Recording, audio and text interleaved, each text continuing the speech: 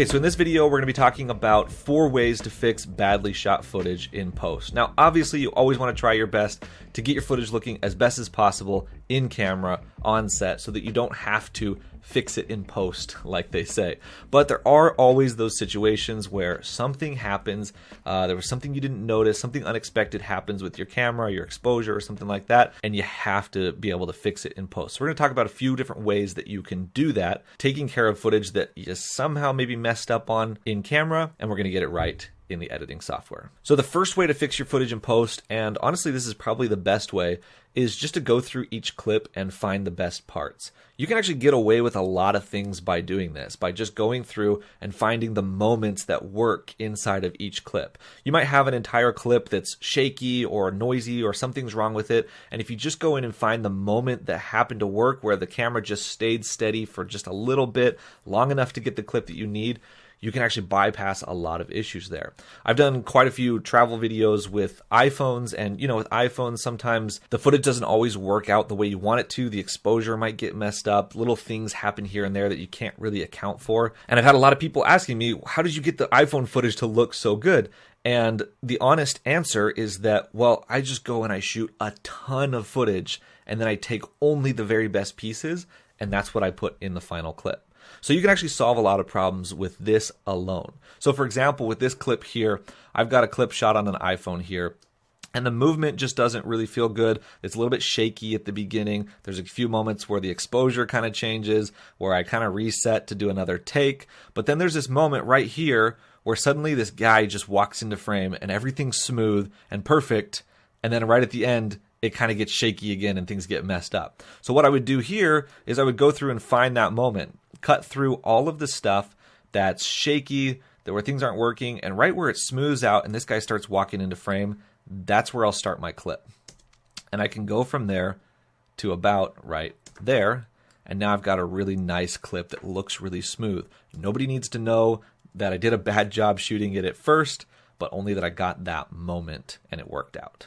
All right, so next up is stabilization. Regardless of whether you're shooting on a gimbal or handheld, sometimes your clips can come out a little bit too shaky or not really as smooth as you're going for. And so you can use stabilization plugins within your software in order to stabilize the footage. And these have actually gotten really good over the years. Now, you can't take a clip that's just completely wild all over the place and make it look like it's shot on a gimbal, of course, but if you need to add that just little bit of smoothness to your shot, this works out really well. So for example, I've got this shot here of this couple dancing on a table, and I'm doing this little dolly in effect on them, but I was doing it handheld. We didn't have time to set up a dolly and get a really smooth shot here.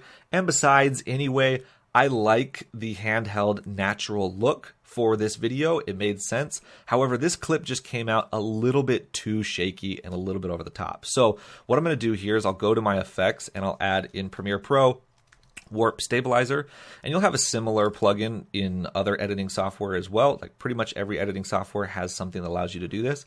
What it's going to do is it's going to go through and it's going to analyze the frames, and then it will give you a clip that is smoothed out. Now, if I put this at 100%, which we'll do right here, the smoothness at 100%, you'll notice that I'm going to get a really, really smooth shot. And it's actually pretty impressive how far these stabilization softwares have come and what they're able to do. But you'll notice if you look closely, there are some kind of warping effects happening, especially if you look at the lights or some other parts of the image, and we don't want to have that. Plus, what this is giving me is a nice, smooth, kind of like a gimbal shot, which is not what I was going for in the video. If I would have just shot this on a gimbal. So what I want to do is, and what I do in a lot of situations, I actually take this smoothness and I'll turn it down to like 1%.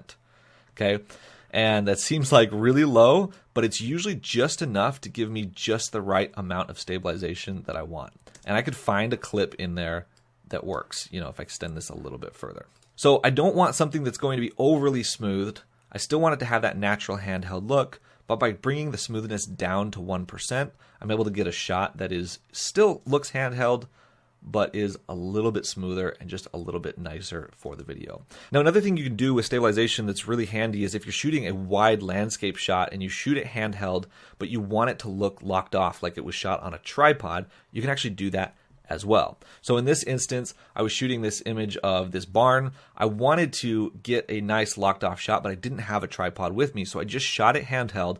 I held the camera as still as I possibly could to get it as good as possible, and you'll notice that it's only a little bit shaky. I already have stabilizer on this. In fact, if I turn that off, you can see the original shot was like that. And then this is what it looks like with the stabilizer on it.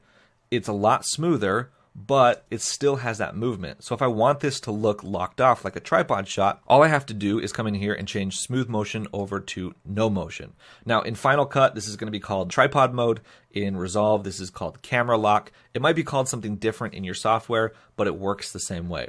And by doing this, you can now see that the shot looks completely locked off as if it was shot on a tripod. All right, so third is noise reduction. Now, everybody's been there. There's always those situations where you end up shooting a scene that's really dark. You have to bring up your ISO or bring up your exposure in post in order to make the image light enough to be able to see what's going on. And you end up with a lot of noise in your image. Well, lucky for you, there is a way to fix that. So most editing programs actually have noise reduction built in. So in Resolve and Final Cut, you'll have options there where you can dial in the settings and get it just right for noise reduction. In Adobe Premiere, you don't actually have noise reduction built in, so you have to use a third-party plugin. I like to use Neat Video or Red Giant's Denoiser software. Or if you have the full Adobe suite, you can always dynamic link your clips over to After Effects, and there is a noise reduction plugin there. And fourth is color grading. So if you've got a clip that you shot and maybe you messed up a little bit of the white balance or the tint or some of the other colors in the shot just aren't working together really well, you can use color correction and color grading to fix that clip. So I have a clip here in Premiere that I shot on a recent project, and you'll notice that the lighting looks good, except it's a little bit green and a little bit too warm for how I want it. So what I'll do is I'll come into here in my color panel, and I can actually dial out the temperature to make it a little bit cooler, and I can dial up the tint to add a little bit more magenta look to the image.